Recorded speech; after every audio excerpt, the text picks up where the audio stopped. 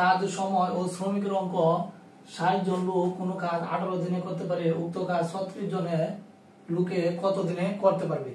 জেলা প্রাথমিক শিক্ষা অফিসার নিয়োগ পরীক্ষায় এসেছে, দেখেন 60 জন লোক কাজ করতে পারে কয় দিনে? 18 দিনে।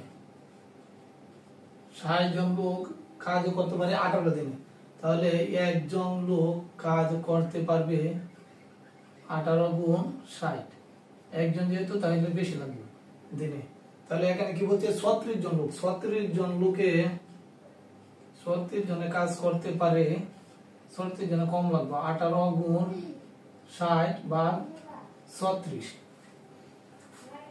18 জায়গাতে 2, 18 দোকানে 36, 15 30 দোকানে 60,